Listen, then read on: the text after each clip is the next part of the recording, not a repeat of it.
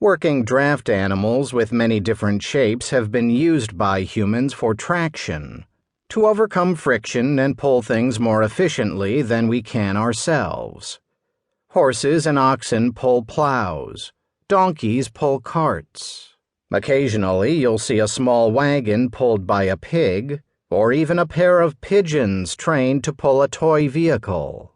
Of course, the size and structure of the device that is pulled needs to be appropriate to the shape of the draft animal. Oxen may be able to pull a few tons of concrete in a contest at the county fair, and might even outcompete mechanical tractors, but you can't expect the family dog, let alone a pigeon, to do it. Dogs, however, are great at pulling sleds over snow.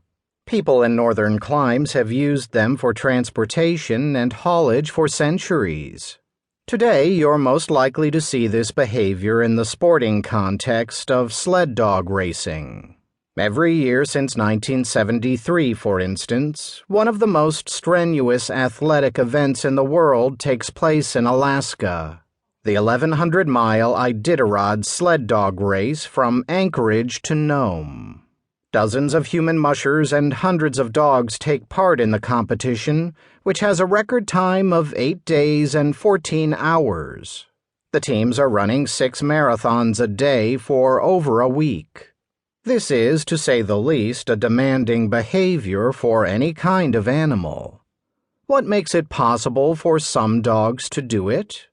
The answer is that they have to have just the right shape.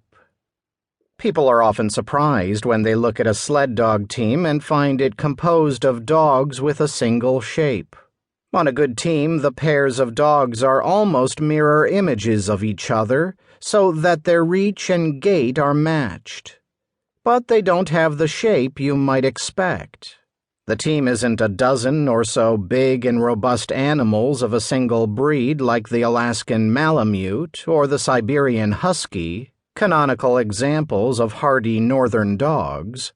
Often today, sled dogs are hybrids or mixed breeds that are purposefully bred to the kind of genetic standard you see in modern hybrid corn, where agriculturists strive to produce plants whose ears are exactly the same size and at the same height from the ground, in order to facilitate mechanical pickers.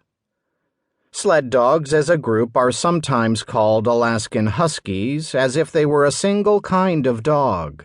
But in truth, they can look in many respects like a pretty motley crew. What really matters, and this is the way in which they resemble one another, is that sled dogs are of the right size. Racing sled dogs all weigh in at about 50 pounds. Chihuahuas, it may go without saying, make poor sled dogs. They're far too small and simply can't pull their weight. The canonical Alaskan Malamutes are, in fact, also the wrong shape for a modern racing team because they are too big. Breeders sometimes boast that they can produce bigger and bigger Malamutes. Some are over 100 pounds. When dogs get up toward 60 pounds, however, old professional sled dog drivers begin to raise their eyebrows. At the starting line of a sled dog race, the chief judge will often look a team over and take a dog off if he doesn't think it can perform. And the chief reason to eliminate a dog from competition is its weight. An overweight animal has the wrong shape. You'll soon see why. Winning teams of racing sled dogs are composed of individuals with the best uniform size and shape for the task at hand.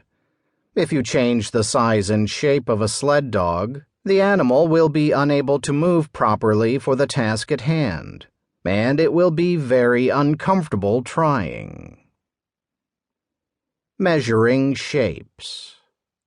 To understand why this is so, we need to first look more closely at what we mean by shape and how we can measure it.